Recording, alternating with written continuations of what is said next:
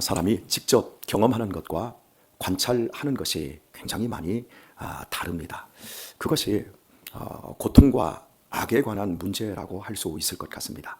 많은 사람들은 세상에 너무 고통이 많다. 그리고 악이 창궐하다. 하나님이 사랑이라면 어떻게 이런 고통이 있을 수 있겠느냐. 악이라고 하는 것은 우리의 상식과 이성과 도덕을 넘어버립니다. 간교한 지도자들의 욕심으로 말미암아 전쟁이 일어납니다. 특별히 현재 우크라이나라든지 러시아, 그리고 많은 지역에 내전들이 있습니다. 이게 다 지도자들의 개인적인 욕심입니다. 그 욕심 때문에 전장에서 수만 명, 수십만 명의 젊은이들이, 그냥 우리는 군인들이라고 하지만 그 군인들 역시도 아버지이고 누군가에게는 아들이고 누군가의 동생이고 오빠입니다. 그 친구들이 수도 없이 죽어갑니다. 그런 비열한 전장터에서 포탄이 또 총탄이 사람의 상황과 그 사람의 아픔을 알고 피해서 꼭 죽어야 될 인간들만 죽이는 게 아니라 그냥 무차별적으로 사람들이 죽습니다. 그런 한가운데서 절규하며 하나님 당신이 계시다면 어떻게 이런 악이 존재할 수 있습니까? 이렇게 절규하며 부르짖을 수 있습니다. 그리고 수많은 사람들이 이런 것들을 보며 조금 이성적으로 생각이 깊이 있는 사람들은 하나님은 없다.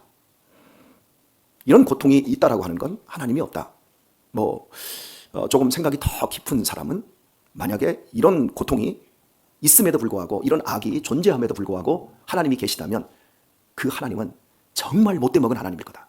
인간의 고통과 악을 즐긴다면 나는 그런 하나님을 절대 믿지 않을 거다. 또 이런 악과 고통을 어떻게 해결할 수 없는 하나님이라고 한다면 그런 무능한 하나님을 나는 절대 믿지 않을 것이다.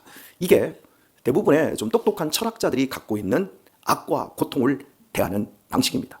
관찰을 통해서 본 겁니다. 그런데 말입니다.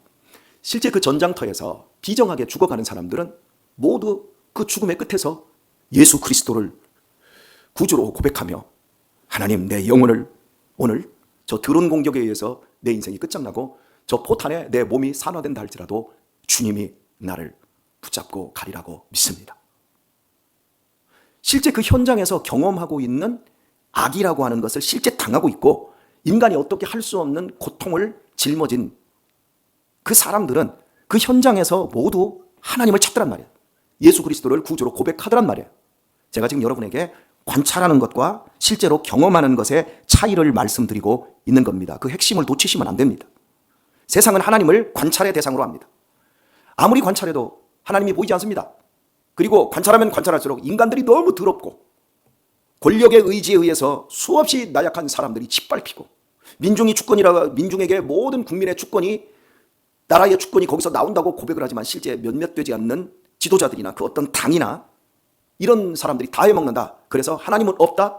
이렇게 고백을 하지만 실제 그 고통과 그 불합리를 온몸으로 경험하는 사람들은 거의 대개가 하나님을 찾고 마지막 죽음의 마지노선에 있는 사람들은 내 영혼을 하나님 아버지 손에 부탁하나이다. 이렇게 고백을 하더라는 거예요. 그러니까 지금 이 세상을 이렇게 말하고 있고 세상의 정체가 이런 거다. 진화론이다. 무신론이다. 아무것도 없다. 그저 엔트로피다. 질서에서 무질서로 지금 가고 있을 뿐이다. 이렇게 얘기를 하는 사람들은 모두 다 관찰자들입니다.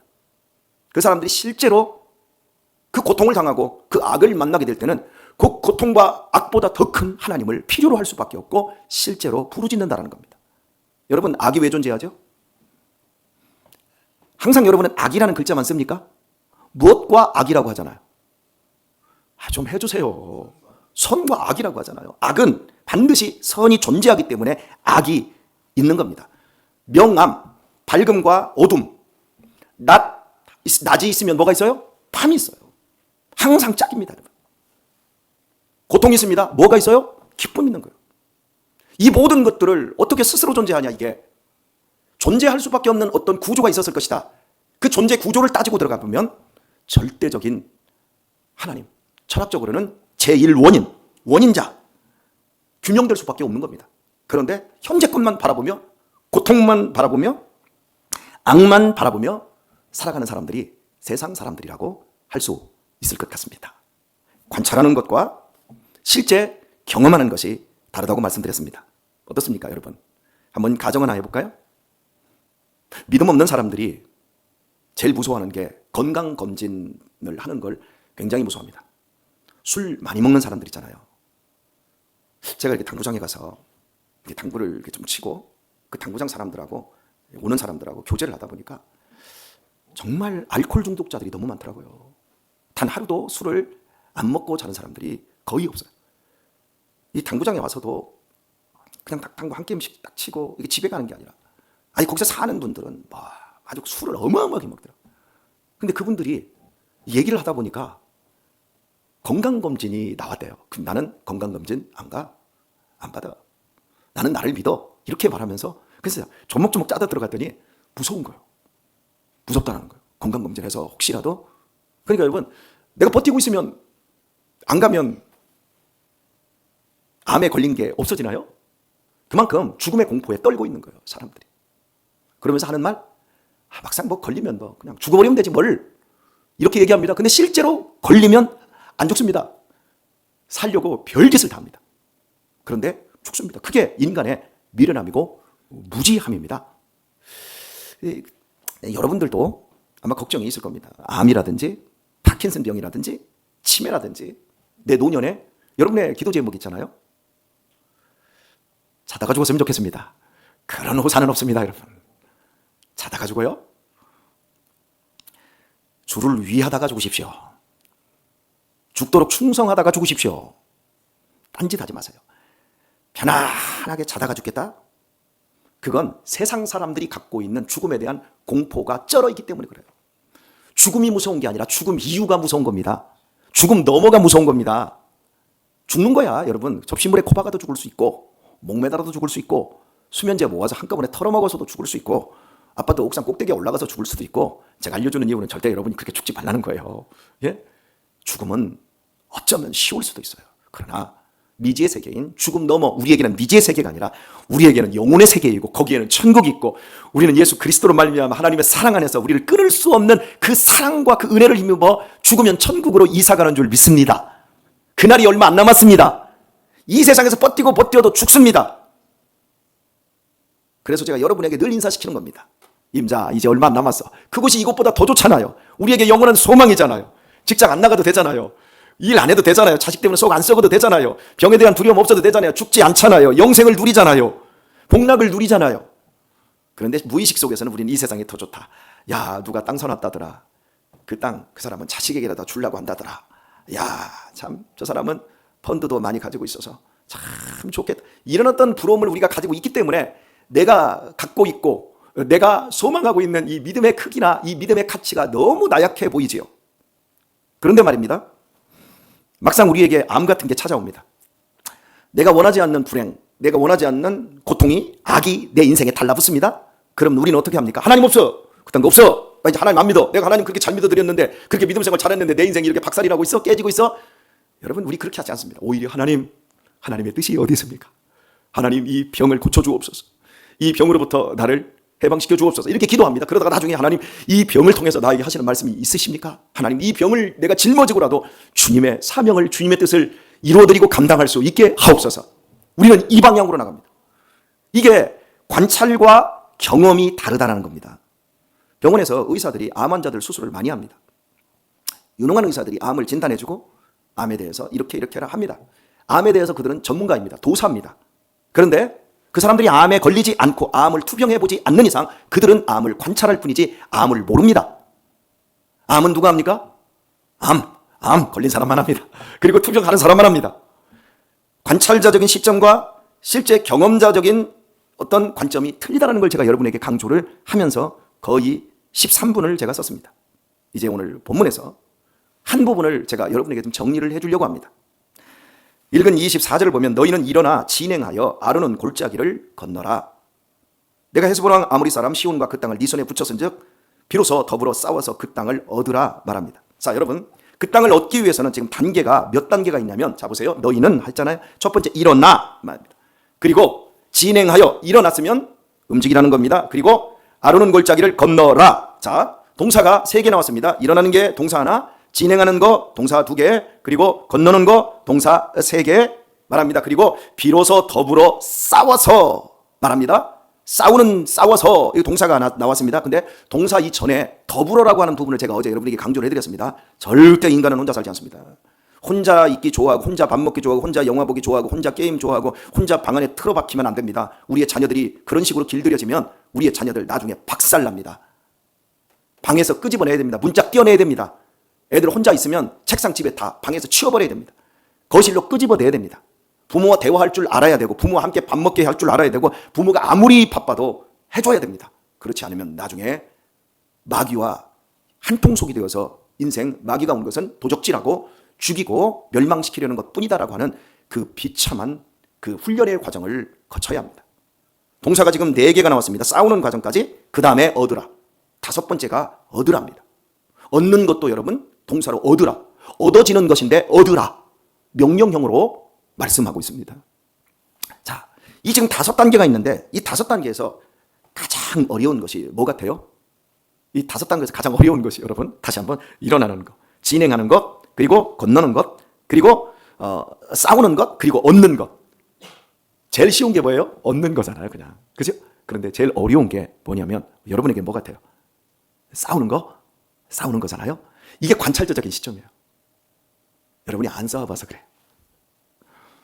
여러분, 저는 싸움을 많이 했어요.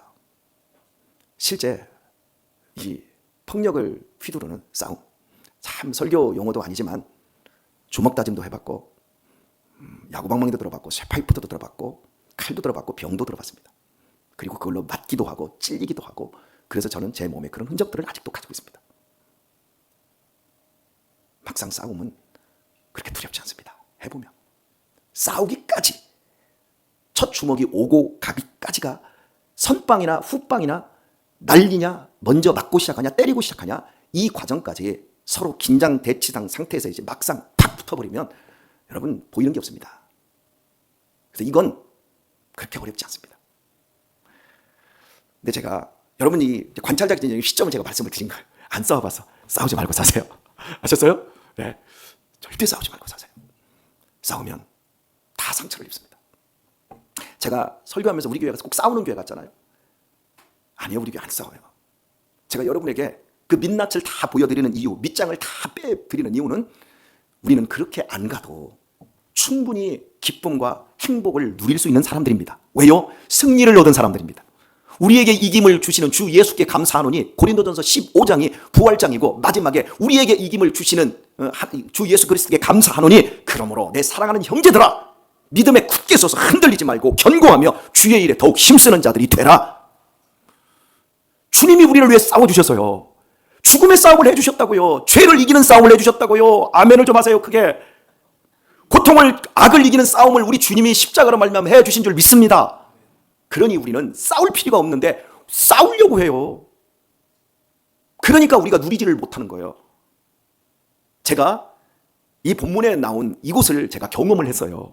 그 얘기를 하려고 제가 지금 경험한 사람들과 이 성경을 이렇게 보고 그냥 그렇구나, 하나님이 드디어 모압과 암몬과 에돔과는 싸우지 말라고 하더니 이제는 아모리 왕 시온과는 싸우라고 하네, 바산왕 오가고는 싸우라고 하네. 아, 멈추라고 하면 멈추고 가라고 하면 가고, 싸우지 말라고 하면 싸우지 말고, 싸우라고 하면 열심히 싸워야 되네, 그렇구나, 하자. 우리 이렇게 이해할 수 있는데, 제가 이곳에 가서 이스라엘 백성들이 진행했던 그곳을 그대로 제가 한번 가보고 나서 깜짝 놀랐던 것이 하나가 있었어요. 그것이 아르논 골짜기였어요. 뭐라고요? 본문에 지금 아르논 골짜기가 껴있는데, 너희는 일어나 진행하여 아르논 골짜기를 건너라 그럽니다. 이스라엘 이 지형에 어떤 특징이 있냐면, 우리나라는 수량이 굉장히 풍부합니다. 그래서 우리나라 강들은 어마어마하게 큽니다. 한강이 제일 크지요. 낙동강 엄청 길지요. 금강의 이름이 백마강, 백강, 금강, 이렇게 이름이 구간마다 바뀔 정도로 우리나라 강들은 넓고 그 폭도 크고 길이도 깁니다. 그런데 이 동네에 가면 강들이 좀 폭이 긴 데는 좀 있습니다. 요단강도 폭이 긴 데는 여기서부터 여기 한 3배 정도 될 만큼 길더라고요. 그렇게 안, 우리나라 청계천 정도밖에 안 되는, 그 정도보다는 좀 클 수도 있는데, 이게 우기 때와 건기 때의 차이가 확 나는데, 제가 갔을 때 건기 때에 갔더니 비가 안 오니까요, 정말 이쪽에서 저쪽으로 제가 도움 닫기 해서 건너가요. 국경이 이쪽이 이스라엘이고 저쪽은 요르단인데 국경이 이쪽에서 팔짝 건너면 건너가요. 그 정도로 폭이 좁습니다. 그런데 이게 강이 이 요단강 같은 경우에는 이게 등고 차이가, 그러니까 높이와 낮이 차이가 별로 없는데 아론은 골짜기라고 이름 붙여놓은 이제 어떤 골짜기, 시딤 골짜기, 이런 골짜기가 나오잖아요. 이 골짜기는요, 여러분, 골짜기에 밑으로 물이 안 흘러요. 물이 조금밖에 안 흐르는데 이 평지에서 등고가 이 골짜기에서부터 이 골짜기까지 내려가는데 1시간을 걸어 내려가야 되고, 올라올 때 1시간을 걸어서 올라올 정도로 이 골짜기가 어마어마하게 깊어요. 저는 이런 지형을 우리나라에서는 못 봤습니다. 우리나라에는 골짜기가 깊으려면 어떻게 해야죠? 산이 높이 올라가야 돼요. 예를 들어서 설악산을 등반을 하려고 하면 설악산 국립공원 쪽에서 비선대 쪽으로 올라가려고 하면 점점 올라가서요, 소청, 중청, 대청을 이렇게 올라가지 않습니까? 이 골짜기가 정말 깊거든요. 깊은 이유는 산이 높기 때문에. 그런데 이 이스라엘 지형에서 제가 깜짝 놀랐던 게, 이제 가이드 하시는 선교사님께서, 자, 목사님들 계속 평지로만 가는 거예요. 광야길로 버스를 탔는데 그냥 비포장으로 팍 이러고 가는데 그걸요 8시간 갔다가 잠깐 보고 또 8시간을 왔는데, 제가 그때 40대 초반이었는데 숨이 잘 안 쉬어질 정도로 너무 피곤해요. 멀미를 많이 하니까.